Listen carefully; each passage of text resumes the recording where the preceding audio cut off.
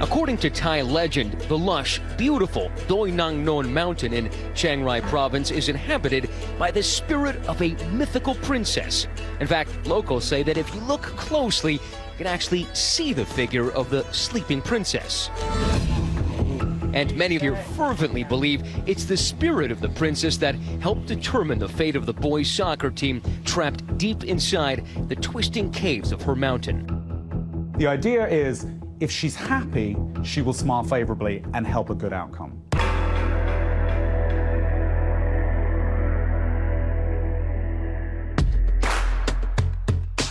Here on the outskirts of the fabled mountain, under the watchful eye of this majestic Buddhist statue, sits the soccer team's home district of Mae Sai.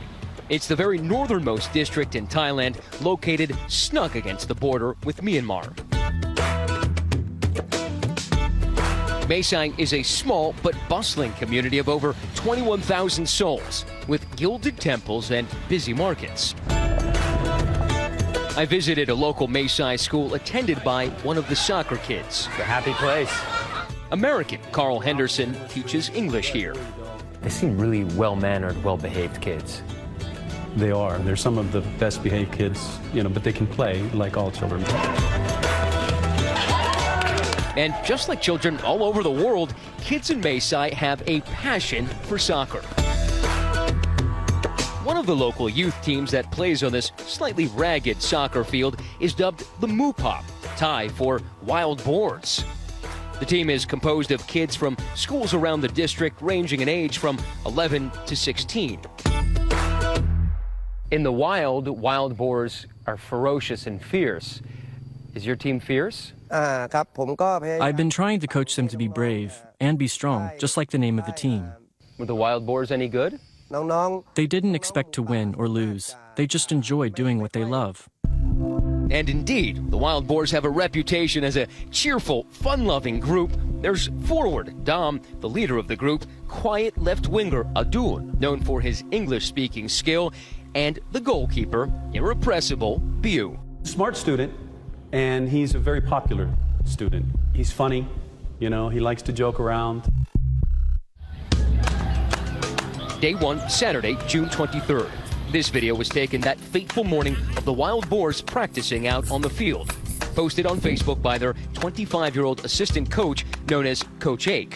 The boys used to practice on this soccer field a couple of times a week, and they left from here to go on that ill-fated trip to that cave, but not before first stocking up at this store. Now, this is actual video taken that day of the 12 boys and Coach Ake making the roughly 45-minute bike trek up this road towards their destination, the Tam Long Cave complex nestled within that mystical mountain. This cave is enormous. It's not simply the mouth of it full of stalactites and stalagmites. It's 5 miles long with a stream running right through it, pushing right deep into the huge mountain range. 2 members of the Wild Boars who did not make the trip told 2020 that team excursions into the caves were nothing unusual. I've gone inside 4 times. Oh, wow. You've been in that cave 4 times. How long does it take to go all the way in and then all the way out, typically? It takes about 5 or 6 hours, depending on how far we walk inside. Was it scary at all when you went into the caves? Were you ever afraid inside? Because I know I would be. No. Because when we visit the cave, we all go together and bring plenty of flashlights and food. And the boys say that the young assistant coach, a former Buddhist monk, was a reassuring presence during those excursions deep into the cave. He's a kind person. He does things for others before himself.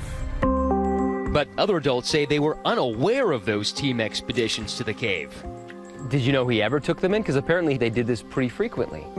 I never knew that they did this kind of activity after practice. At about 1 p.m., the team arrives at the entrance of the cave, chaining their bikes to a rail and leaving behind their backpacks and soccer cleats before going inside. Later that day, the boys were supposed to gather at the home of teammate Pirpat to celebrate his 16th birthday. A cake is waiting for the occasion, but the team never arrives. It turns out they are in the wrong place at the wrong time. It is the beginning of the rainy season, and sure enough, while they're in the cave, outside, it begins to rain. And rain hard. As the hours pass without any word from the boys, anxiety deepens. At the time, I felt nervous and worried because the parents told me that the kids went missing and they couldn't reach them. Anxiety turns to alarm when the coach finally learns of the team's trip to the cave. He rushes to the site, arriving at about 7 p.m. But the only trace left behind, those bikes, bags, and shoes left at the front entrance. I was stunned and shocked because I know that cave, and if the water starts rising, the entrance is going to get completely blocked off. The only way in or out of the cave is now blocked by fast rising water. The soccer team is trapped.